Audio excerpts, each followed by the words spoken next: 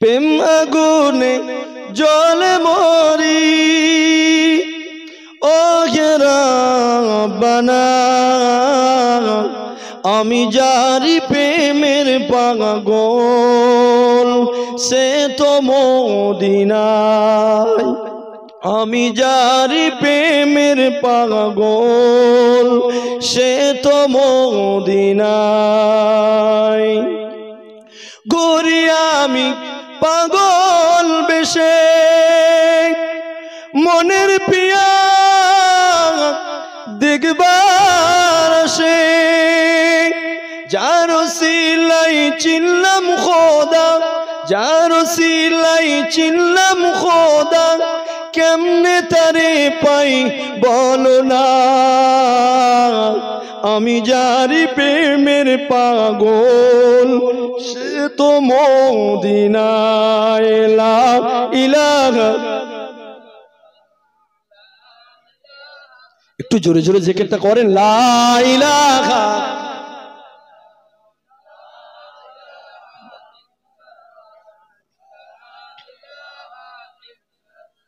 লা ইলাহা ইল্লাল্লাহ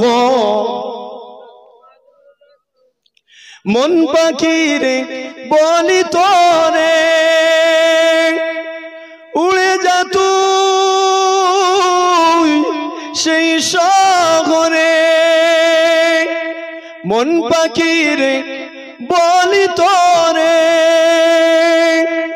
উড়ে যা তুই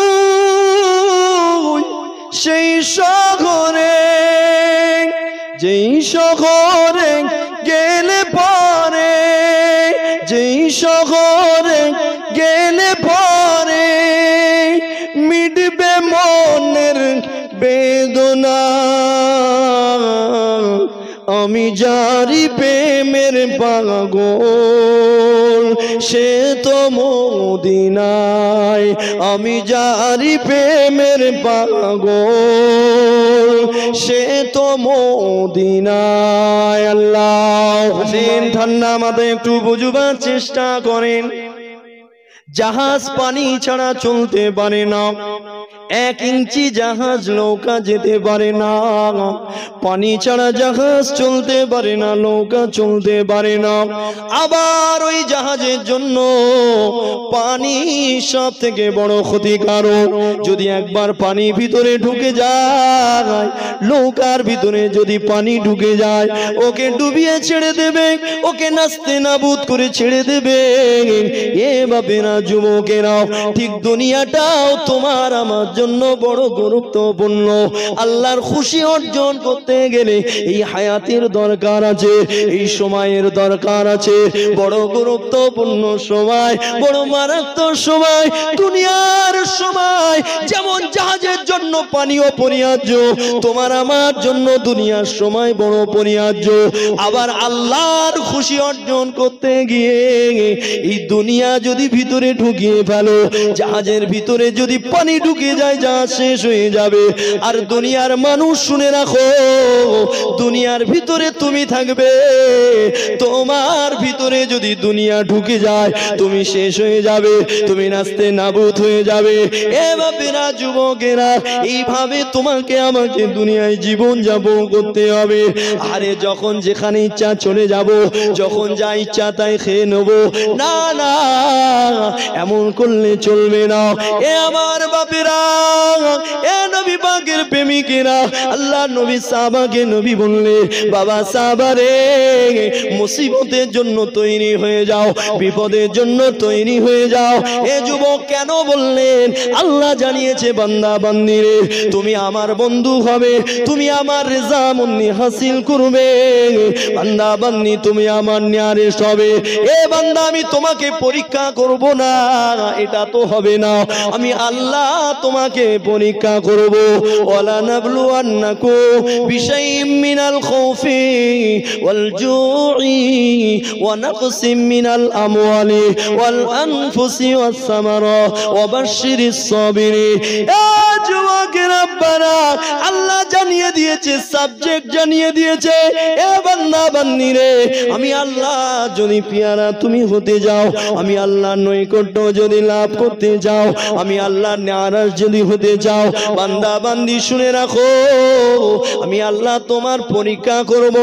কখনো বা জানের ক্ষতি করব, কখনো বা তোমার ভয় দেখাবো, কখনো বা তোমার ক্ষুধা দেবো, কখনো বা তোমার খেত ভর্তি ফসল নষ্ট করে দেবো, শিলা বৃষ্টি দেবো, তোমার পেপসিকাম গুলো সব শেষ করে দেব। এ যুবকেরা, আব্বারা, তরুণেরা, আল্লাহ বলে বান্দা বান্দিরে, এই পরীক্ষা তোমার কাছে আমি করতে লাগবো।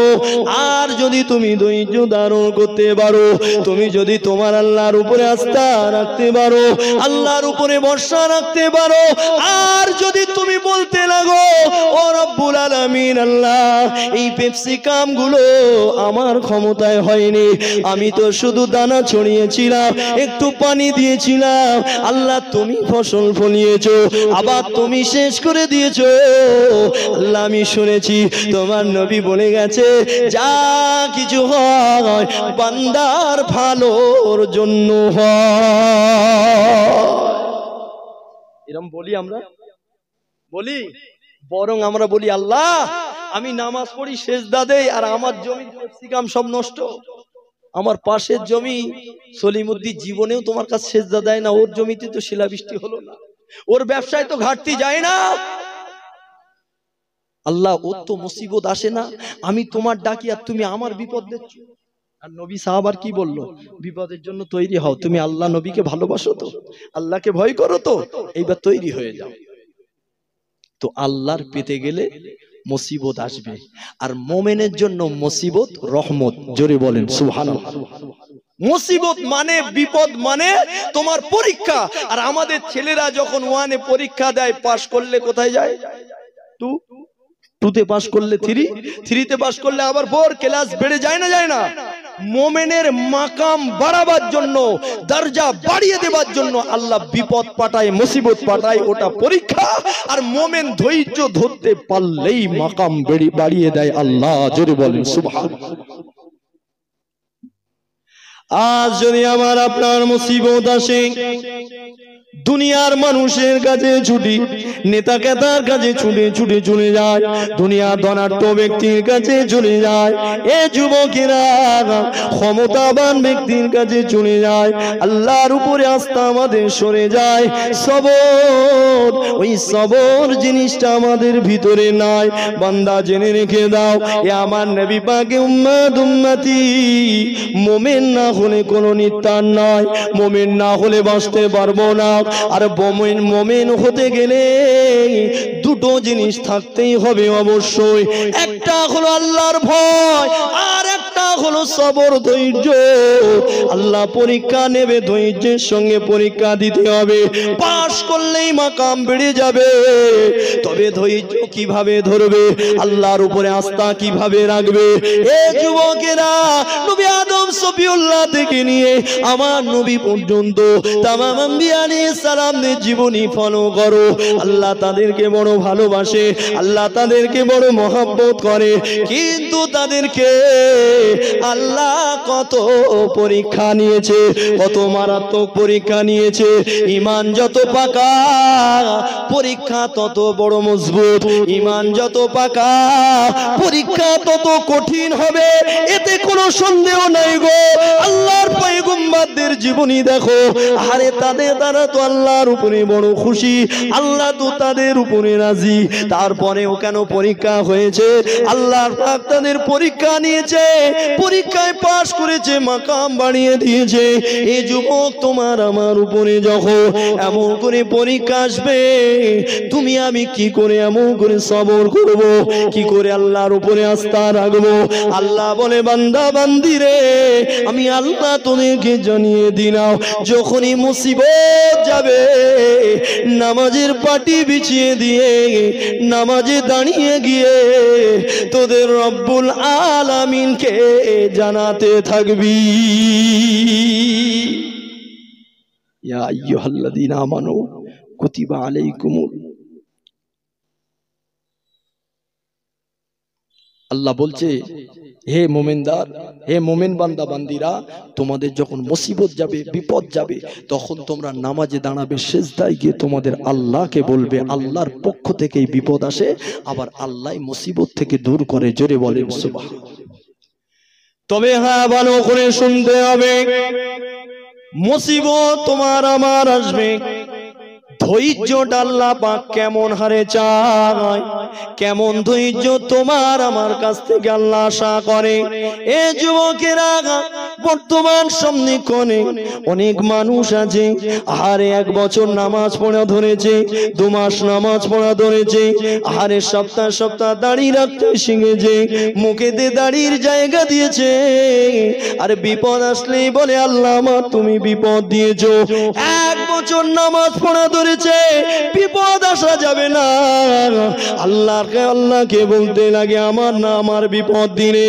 এই যুবক আল্লাহ কেমন ধৈর্যের আশা তোমার কাছে করে দেখো পয়গম্বর নবী ইউনূস আলাইহিস সালামের কথা একবার ভেবে দেখো পয়গম্বর নবী আইয়ুব আলাইহিস সালামের কথা একবার ভেবে দেখো পয়গম্বর নবী ইব্রাহিম আলাইহিস সালামের কথা ভেবে দেখো পয়গম্বর নবী ইউসুফ আলাইহিস সালামের কথা ভেবে দেখো এই যুবকেরা আপনারা তরুণেরা কেমন পরীক্ষা তারা দিয়েছিল নবী আইয়ুব আলাইহিস সালাম এমন করে 18 বছর ধরে তিনি এমন করে কুষ্ঠ রোগী হয়েছিল কোনদিন আল্লাহকে বলিনি আল্লাহ আমাকে কেন এত শরীর খারাপ দিয়েছো আমার শরীরটা কেন পচিয়ে দিয়েছো এ যুবকেরা বরং 7 বছর যেদিন হয়েছিল আরে বিবি রহিমা বলেছিল আপনি তো পয়গম্বর আল্লাহকে একবার বলেন আল্লাহ আপনার সুস্থতা দিয়ে দেবে পয়গম্বর বলেছিল বিবি রে অসুস্থতা হবার আগে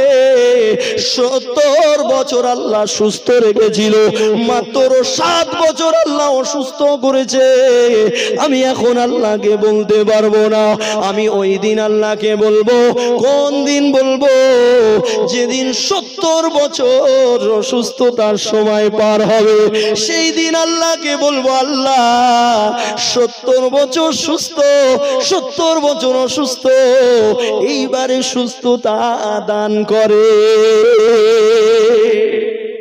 কি ধৈর্য রাজ দরবার ছিনিয়ে নিয়েছে গ্রামের মানুষ থাকতে দেয় না বন জঙ্গলে গিয়ে সেখানে আল্লাহ আল্লাহ করছে একবারও বলে না আল্লাহ আমার ভালো করে দাও কথা বুঝতে পারছি বলে বলবো ওই দিন বলবো কবে 70 বছর হয়ে যাক এ বিবি রহিমা যদি কষ্ট না সহ্য করতে পারো তাহলে আমার কিছু করার নেই আরো যারা ছিল তারা চলে গেছে তুমিও চলে যাও আর কি হবে কিন্তু আমি আমার আল্লাহকে বলতে পারবো এ কি ধৈর্য আর আমাদের ছোট ছোট আমাদের ঈমান তো নরবড়ে ঈমান ছোট ছোট পরীক্ষা আসে তাতেই ফেল মারি তা আমাদের মাকাম আল্লাহ বাড়াবে কি করে মুমিনের মুসিবত আসবে আল্লাহ ভালোবাসে বলেই মুমিনের মুসিবত দেয় আর মুমিন আল্লাহকে বেশি বেশি ডাকে আর মুমিনের ডাক আল্লাহর কাছে টিয়া পাখির মতো লাগে টিয়া পাখির ডাক যেমন শুনতে মজা লাগে জোরে বলেন সুবহানাল্লাহ দেখেন কেমন ধৈর্যের দরকার সবরের দরকার কেমন দেখেন এ যুবকেরা পয়গম্বর নবী ইউনূস আলাইহিস সালাম উম্মত উম্মতিদের এমন করে ডাক দিতে লাগলো এ আমার উম্মতিরা আল্লাহকে আল্লাহ বলে মেনে নাও আমাকে নবী বলে মেনে নাও এইভাবে ডাক দিতে লেগেছিল উম্মত উম্মতি মানা তো দূরের কথা পয়গম্বরকে কষ্ট দিতে লেগেছিল গালি দিত থুতু দিত পাথর ছুঁড়ে ছুঁড়ে মারত এ যুবকেরা এত এত কষ্ট দিত গো 1 তারিখে আমার আল্লাহ পাক ডাক দিয়ে বলেছিল, ইউনুস রে, তোমার উম্মত সীমা লঙ্ঘন করতে লেগেছে। এই ইউনুস, তোমার উম্মতকে জানিয়ে দাও আমি আল্লাহ পাক বলে দিলাম, এমন করে ওদের উপরে আসমানি গজব দেবো, আসমানি আযাব দেবো, ওদেরকে পরিবর্তন হতে বলো। এ যুবকের আব্বারা তরুণেরা, নবী ইউনুস আলাইহিস সালাম উম্মতকে বলতে নিয়েছিল, এ আমার উম্মত উম্মতিরা, তোমরা পরিবর্তন হয়ে যাও, তোমরা ভালো হয়ে যাও, আল্লাহকে আল্লাহ বলে মেনে নাও, আমার সঙ্গে আদর ব্যবহার তোমরা করো না। তোমাদের পয়গম্বর করে আমাকে পাঠানো হয়েছে, আমাকে তোমরা মেনে নাও। এই কথা যখন বলেছিল যে আল্লাহ আযাব দেবে যদি পরিবর্তন না হও, উম্মতেরা বলতে লেগেছিল, এই ইউনুস রে, তোমার আল্লাহ কি আযাব দেবে আমাদের উপরে, সেই আযাবের কথাটা একটু বলো, কেমন আযাব দেবে? ইউনুস নবী বলেছিল, জানি না কি আযাব দেবে, তবে ধরে নাও পানির বদলে আগুন পড়বে, ধরে নাও আমফানের মতো ঝড় হবে, এমন করে আয়লার মতো ঝড় হবে, এমন করে ভূমিকম্প স্টার্ট হয়ে যাবে। আল্লাহ কিভাবে ধ্বংস করবে আল্লাহ ভালো জানে। এই যুবকেরা তরুণেরা কিতাবের ভিতরে পাওয়া যায়, ইউনুস নবীকে সেই দিন থেকে এত এত বেশি কষ্ট দিতে লাগলো, আগে যে কষ্ট দিত তার থেকে আরো কষ্ট বাড়িয়ে দিয়েছে। ধৈর্য দেখেন আল্লাহ তোমার আমার কাছ থেকে কেমন ধৈর্যের আশা করে। ঈমান যার যত বেশি পাকা, পরীক্ষা তত কঠিন। পয়গম্বরদের ঈমান তো পাকা ঈমান, পয়গম্বরদের ঈমান শুধু বাড়তেই থাকে, বাড়তেই থাকে। জোরে বলেন সুবহানাল্লাহ, কমে না। ফেরেশতাদের ঈমান এক জায়গায় দাঁড়িয়ে থাকে, আর তোমার আমার ঈমান কচুর পাতার মতো খালি টলমল টলমল করে, কখনো পড়ে যায়, কখনো ওঠে। কথা বুঝতে পেরেছে? আর পয়গম্বরদের ঈমান খালি বাড়তেই থাকে। নবী ইউনুস আলাইহিস সালাম যেই বললেন আল্লাহ আযাব দেবে, পরিবর্তন হও, তার উম্মতেরা আরো বেশি করে কষ্ট দিতে লাগলো। পয়গম্বরদের দিলের ভিতরে, মনের ভিতরে, কলিজাতে উম্মতের অনেক মহব্বত থাকে। জীবনে কোনোদিন শুনেছেন কোন পয়গম্বর তার উম্মতেরা তাকে পাথর ছুঁড়ে ছুঁড়ে মারছিল, আর পয়গম্বর একটা পাথর ছুঁড়ে তাদের মেরেছে? হ্যাঁ, পয়গম্বরদের আখলাক, আখলাকে কারিমা। জোরে বলেন সুবহানাল্লাহ। আখলাকে কারিমা যাদের, ওই আখলাকে কারিমা মানে খালি ক্ষমা আছে বদলা নেই, ক্ষমা আছে বদলা নেই। জোরে বলেন না সুবহানাল্লাহ। আখলাকে কারিমা, এই আখলাক আমাদের ভিতরে আছে? কেউ 10টা মেরে নিয়েছে, আমি ক্ষমা করে দিয়েছি, বদলা নিইনি। আস্তে মেরেছে, 10টা মেরে নিয়েছে। হ্যাঁ, হাত দিয়ে মেরেছে, বাঁশ এনে মেরে ওর পিঠির শির ডাড়া ভেঙে দিয়েছে। এরকম গল্প আছে না নাই? এরকম খবর আছে না নাই? বাপের একটা ছেলে, এরা 10 ভাই গিয়ে একেবারে সেঁটে দিয়েছে। হ্যাঁ, এটা আখলাকে কারিমা। আখলাকে হাসানা, আখলাকে কারিমা আর আখলাকে আজিমা, এই 3টে আখলাক আছে। আখলাকে আজিমা একেবারে স্পেশাল, আমার নবীর আখলাক। জোরে বলেন সুবহানাল্লাহ। আসেন আমি ওদিকটায় যাচ্ছি না। এ যুবকেরা আব্বারা তরুণেরা, তবে একটুখানি আপনাকে টাচ দিয়ে দিই। আখলাক তোমাকে ভালো করতে হবে। দুটো আখলাকের ভিতরে আখলাক তোমাকে রাখতে হবে। আখলাকে হাসানা হলো এমন করে কেউ তোমাকে যদি একটা চড় মারে, তুমি তাকে একটাই মারতে পারো, দুটো মারলেই তুমি ঋণী হয়ে যাবে। এই আখলাক কি তোমার ভিতরে আছে? অন্যতয় আখলাকে কারিমা তার থেকে ভালো, মেরেছে তাকে আমি মাফ করে দিয়েছি, এমন করে বদলা নিয়ে নিগো। এ আমার বাপেরা, নওজোয়ানেরা, আসেন নবী ইউনুস আলাইহিস সালামের কথা বলছি না, আল্লাহর পয়গম্বরেরা তাদের উম্মতের উপরে বড় দয়াশীল হয়ে থাকে, বড় মায়াশীল হয়ে থাকে। কত দয়াশীল গো, কত মায়াশীল গো। সব থেকে দয়া তোমার আমার নবী দিন দুনিয়ার বাদশা হাবিবুল্লাহ তার উম্মত উম্মতির প্রতি দেখিয়ে যাচ্ছে। এ যুবকেরা, উম্মতেরা মেরে মেরে মেরে মেরে রক্তে রাঙা করে দিয়েছে, এমন করে সেন্সলেস করে ফেলে দিয়েছে। তারপরেও বিশ্ব নবী এত সুন্দর আখলাক, নবী বলছে আল্লাহ তুমি ওদেরকে ক্ষমা করে দাও।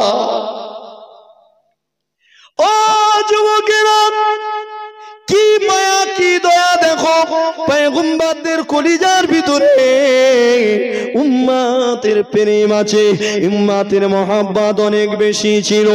একটা কথা বললে আপনি বুঝতে পারবেন। নবী ইউনূস আলাইহিস সালামের কথাটা পরে বলছি, নবী নূহ আলাইহিস সালামের একটা কথা বললে বুঝতে পারবে।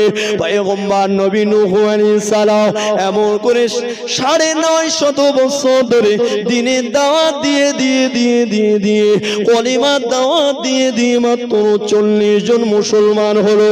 এক তারিখে আল্লাহ বলেছিল, ও পয়গম্বর নবী নূহ গো, যতই চেষ্টা করো না কেন ৪১ জন আর হবে না। ৪০ জন যে মুসলমান হয়েছে, এরপরে আর একটাও বাড়বে না। আর কেউ তোমাকে নবী বলে মানবে না, আর কেউ আমাকে আল্লাহ বলে মানবে না। এরা যারা আছে এরা আর হেদায়েত পাবে না। এ যুবকেরা, তরুণেরা, বাবেরা, পয়গম্বর নবী নূহ আলাইহিস সালাম বড় চিন্তায় পড়ে গেল। মনে মনে ভাবতে লাগলো, আল্লাহ গো, এরা যখন আল্লাহ বলে আর মানবে না, এরা যখন মুসলমান আর হবে না, তাহলে তো এরা যতদিন বাঁচবে গুনাহ করতে থাকবে, এদের বংশ বৃদ্ধি হতে থাকবে, এদের বাচ্চা হতে থাকবে, এদের জেনারেশন বাড়তে থাকবে, ঈমান তো আর আনবে না। আপনি বলেছেন মানে ও আমার আল্লাহ, এদেরকে আপনি ধ্বংস করে দেন, এদের সবগুলোকে দুনিয়া থেকে শেষ করে দেন। এই যে মেরে ফেলে দিতে বলছে, এই যে দুয়াটা, এর ভেতরে কত মহাব্বত আছে দেখেন। পয়গম্বররা উম্মতের প্রতি খুব মহাব্বত, ভালোবাসা, পিয়ার থাকে তাদের, উম্মতকে অনেক মহাব্বত করে থাকেন। মেরে ফেলে দিতে বলছে, তারপরে কি মহাব্বত আছে কেন বলেন তো? ঈমান যেহেতু আনবে না, মুসলমান যেহেতু হবে না, আল্লাহকে আল্লাহ বলে মানবে না, তাহলে এরা বেঁচে থাকা মানে তো এরা জাহান্নামের খোরাক হবে, এরা আযাব এদের বাড়তে থাকবে। আল্লাহ এদেরকে শেষ করে দাও।